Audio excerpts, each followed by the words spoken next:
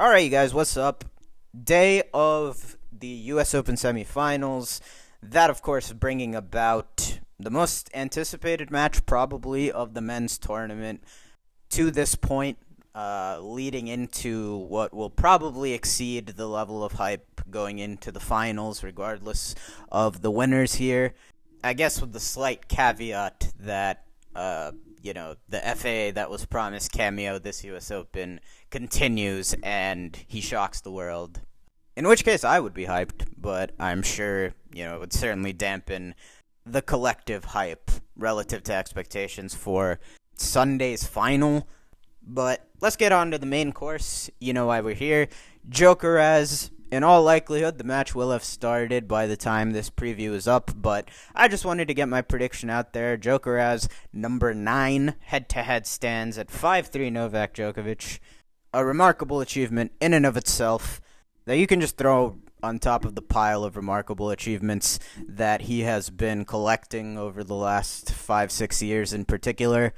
Playing a generational talent, 15 years his junior, this many times and having this much success. They will have now played at all of the big venues, at least major venues in the sport, before crossing their 10th meeting. You look at each one of these guys' lead-ups to this semifinal match.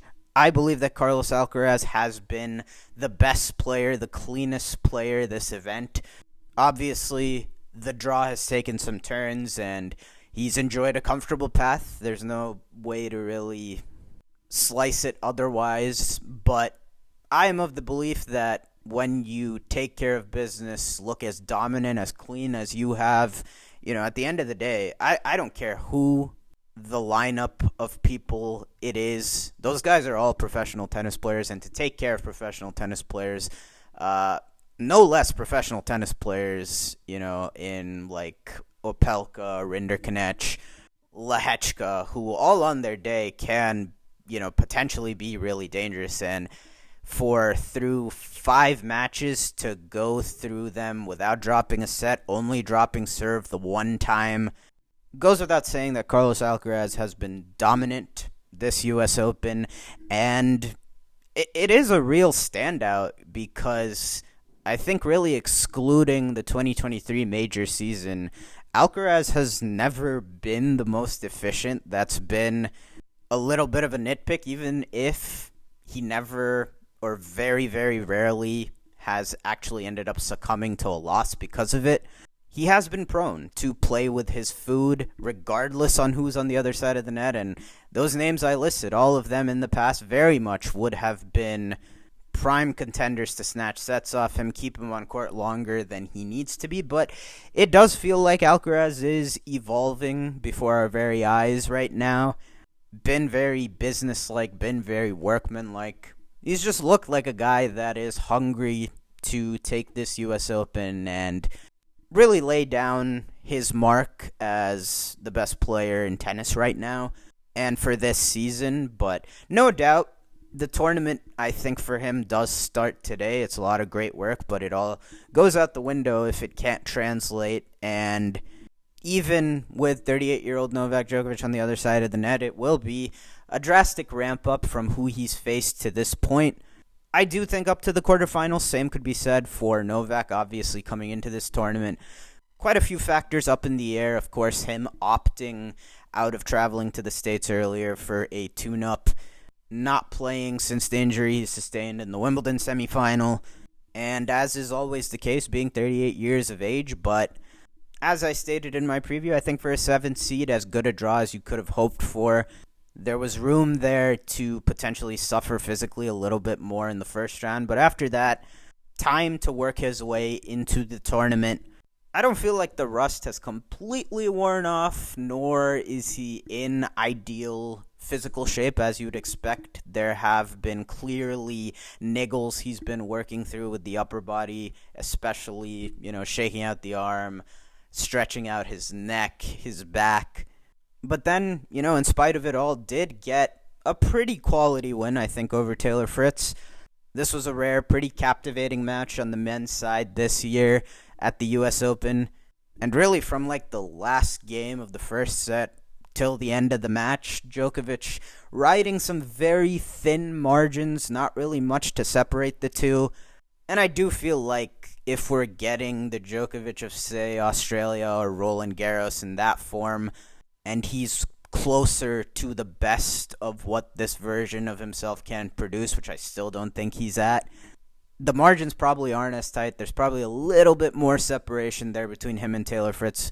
But in this match, yeah, it was razor thin for the better part of the next 3 sets. Djokovic, as he's been attuned to doing in this phase of his career, just utilizing the full wealth of the skill sets that he has developed in basically every facet of his game. The serving was super clutch. The volleying was exceptional when he probably didn't have the lungs to go, blow for blow from the back of the court, even with Taylor Fritz, which I think you really saw in the last game of the match. A couple of those match point misses were just Djokovic tapping out of a rally and missing a ball that, in that spot, we're just used to him going lockdown mode. Like, he is not going to miss, that, and he missed 3 times at the end of long rallies. So to compensate for that, I thought he did a phenomenal job coming in. Really good volleying match out of Djokovic, really good serving match in the clutch, and in general, just a great job of being the bolder of the two when the chips were down in this match. But even with that being the case, obviously, Alcaraz is even a couple tiers up from Fritz, and just naturally, this age gap is what it is, and as time goes on, even with Novak having the success that he has had even within the last year against Carlos, I feel like unless you put them up against each other at like Turin, he's just going to be an underdog going into any match that these two play after 2023. The interesting part, of course, is that obviously the head-to-head tells a story between both Sinner and Alcaraz that Djokovic has found a whole lot more success, especially recently against Carlitos, than Jannik when going head-to-head against these two younger generational talents. And even diving further than that, he's 3-0 on hard courts against Alcaraz, one of which came at the first major of the year, the last hardcourt major in Australia in the quarterfinals there. And that really, I think, is the most relevant data point. I do feel like Djokovic post-meniscus tear has declined enough to where he is sort of removed from the player he was in 2023. The 2 other hardcourt meetings happening there. Obviously, the Cincinnati final, an epic, and then, just a Djokovic masterclass in the last 2 matches of Torino that year. Honestly think the most relevant matches that we look at here would probably be the last 2 with the Olympics and this year's Australian Open quarterfinal. Both are matches where you sort of saw new wrinkles for Djokovic to overcome a little bit of that decline since 2023. The serve out wide was, giving Alcaraz fits in both matches, if not outright winning him more free points. Making it easier to come in behind or just making it easier in general to get off on the right foot in baseline rallies. Will be interesting to see what the counter is from Carlos this time around. That aside, you do, of course, look at the Australian Open match more as a point of reference, of course, because of the surface, but also because I realistically just don't hold it as an expectation to be able to reproduce that sort of performance that he had in the gold medal match last year. That is not even adjusting for the stage that he is in his career and, all the narrative surrounding would it be his last chance to win the elusive gold medal. Taking all of that aside, just in between the lines, that is one of the best tennis matches that he has ever played. And ever since then, expecting a 37, 38-year-old is do that again. That just shouldn't happen.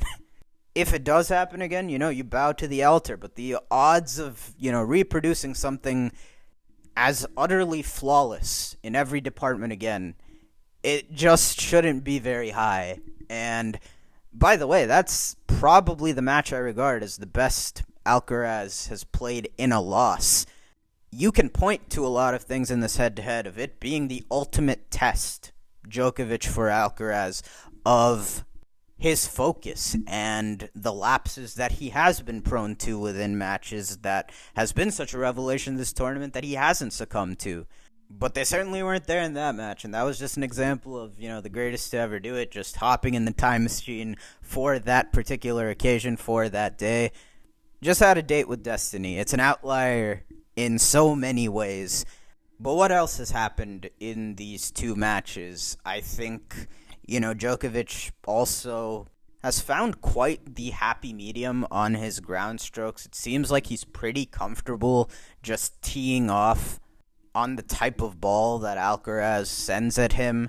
And for everyone to give Alcaraz problems, particularly on the low bouncing, quicker stuff, rushing has been the name of the game, and to a certain extent, you wouldn't associate it with a Novak Djokovic, but in these last two matches against Carlitos, he has found a way to some extent, take the racket out of his hands.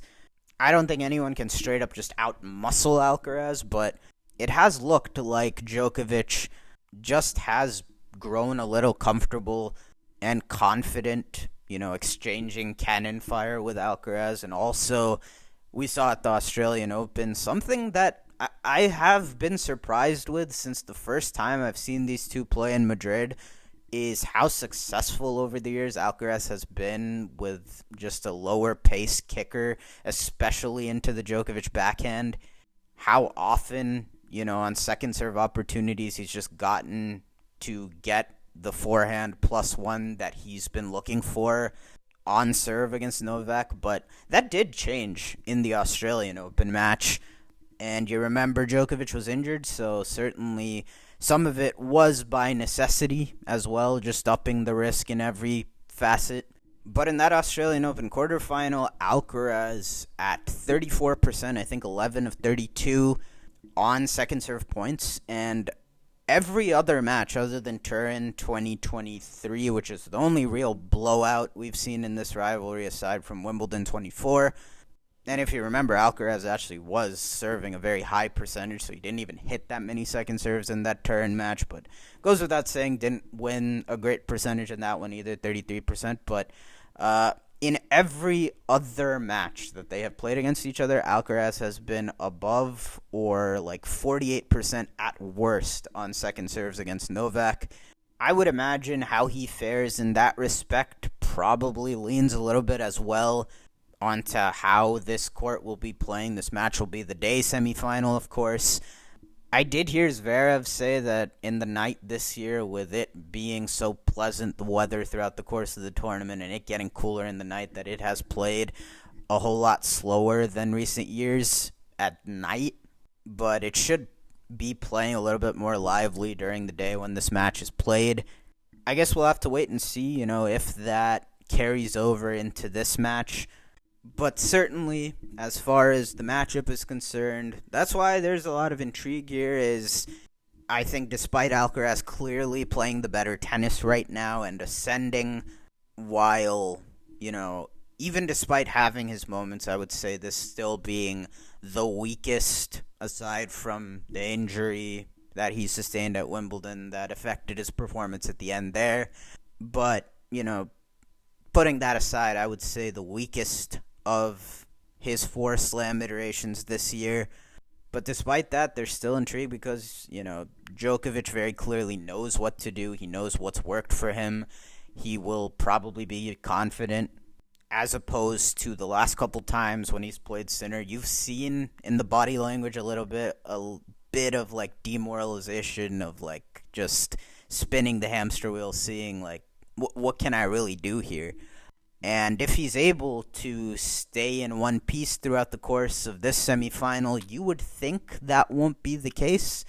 But on the Alcaraz side of things, like I said before, this does, I think, really just come down to focus, because a lot of things are just naturally in a way where the ball is in his court in a lot of ways because of the age part. I feel like there's some exceptions there, certainly in their matches, but in almost all of their matches, there's passages of play where Novak's just, clawing on, trying to hold him off. And if he's not, he's just kind of weathering the storm, waiting for the dip to come, waiting for a point where he can really just go out there and smell blood. And that doesn't come with Yannick, that comes with Carlos. And the big three historically have been like serial opportunists. We've seen it in this head-to-head like two notorious times. Cincinnati, I think 2023, Alcaraz blinked one time, and that's all it took. Played a horrible 4-3 service game, I think up a break in the second. And to his credit, he didn't flinch the rest of the match. But that's all it took. The Australian Open match is super interesting to me because I do think that was a case of it just being super tricky to handle playing an injured player. I think up a set, he just didn't handle it very well, but he did so in a very, strange way. It wasn't like he just started, spraying errors or he, just started playing super passive and tried to work on Djokovic's legs.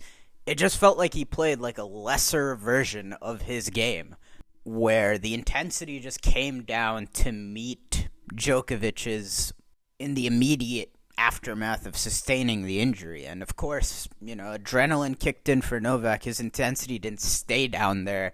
And I thought Carlos just didn't really snap out of that funk until it was too late, until he was down a break in the fourth set. Initially, it was, the intensity came down first set, and then in the third set, it was just frustration that the match had turned on him this way. And yeah, overall, the hot streaks both ways, I feel like has been the biggest theme of this rivalry because, again, Carlos holds a pretty significant, physical edge. And I would say that he has from the first time that they have played each other, just because I would say post-2021 is really where Djokovic's, Iron Man fitness, it was no longer that where, there was no real need to preserve energy. He could go out there as long as needed, and conversely, Alcaraz, of course, one of the most physically developed teenagers at 18, 19 we've ever seen. And so that does make it where, in their matches, Alcaraz has done it in a variety of different ways. And you would expect so with also the amount of weaponry at his disposal. But, take Wimbledon 2023, that third set, it was a super long 6-2 set. I've seen Alcaraz do it just walling up and using his physicality advantage. Other times you've seen him just get into one of those offensive zones where he can do it from every part of the court and just overwhelm with the shot pace, the variety, and just the completeness of his skill set.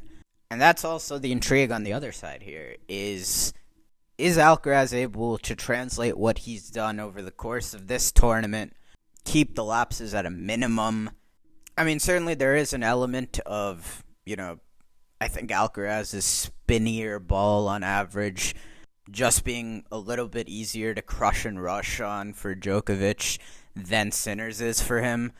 But even still, make no mistake about it, this match should be on Alcaraz's racket, barring, again, a repeat of the Olympics match where it's just a time machine performance, which, as I've said, I just don't think you can expect to bottle that up and be all right, do it again.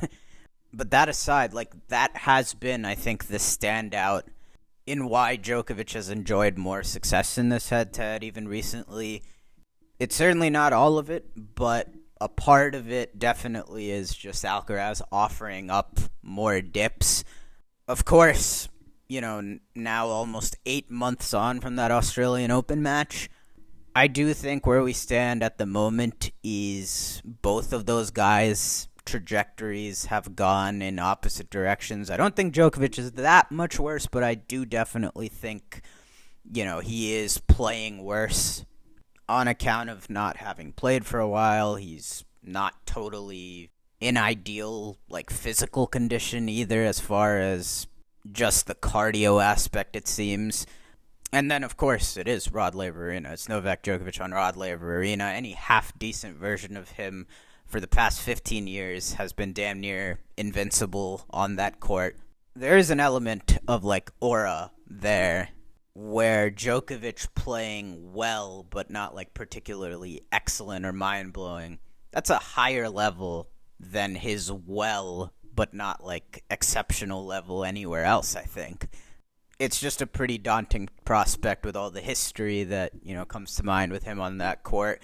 And the US Open, he has certainly been more vulnerable historically at the back end of this tournament, probably more than any other in terms of like the outlier results. And I don't think it helps at all being in your late 30s where, albeit he hasn't played that many tournaments, he's sort of served as like a part-time player this season, but it is still 8 months into the tennis calendar. I don't think that ever helps with age, and hence the US Open hasn't been a great hunting ground for guys in their mid-late 30s.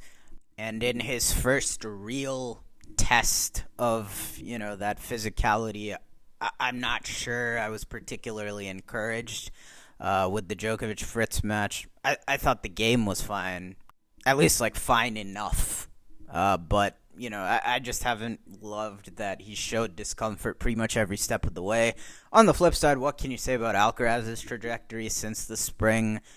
Probably the best run of results of his career. He has, I think after initially it taking some time to truly incorporate the new backhand technique, the new serve technique this year, even at the beginning of his winning run in the early clay court season, I don't think that was all the way clicking, but certainly it seems like, it's seamless now. I think he has morphed into the best version of himself to this point. That Wimbledon final loss really seems to have, lit some fire and hunger in him.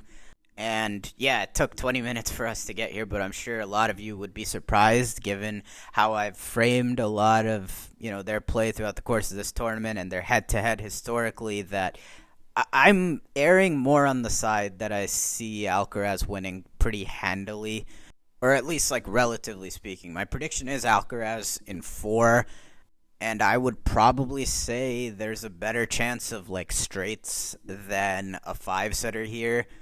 That does really just hinge on Djokovic's physical state. I mean, with 2 days off, maybe if you're being optimistic, you would hope that he's ready for the physical challenge that it will undoubtedly take because, yeah, Carlos is probably the biggest like physicality buzzsaw there is on tour right now.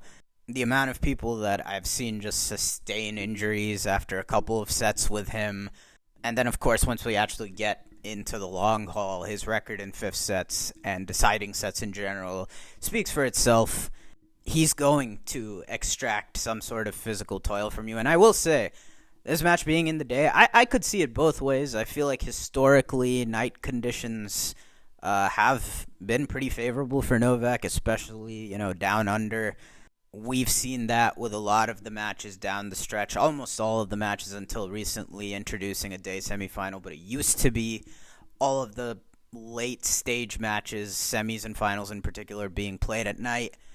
That taking some of the elements out of the picture, wind and heat in particular, which Djokovic has sometimes been susceptible to being lesser as a product of those elements, but considering his physical state and him being, even if not the scale, slightly tipping Fritz's favor from the baseline in their quarterfinal match in slower conditions at night, I might say that in the confines of this head-to-head that just theoretically it playing livelier during the day might be a little bit better for him. I think on his side, it's like you gotta win the first set. And historically, in like the most important matches of Djokovic in his 30s, he has made sure he's like guns blazing at the beginning. He's made it a point to just sort of blitzkrieg out of the gate and get himself an early lead. Because I have noticed, like, Djokovic in his 30s, I would say, is like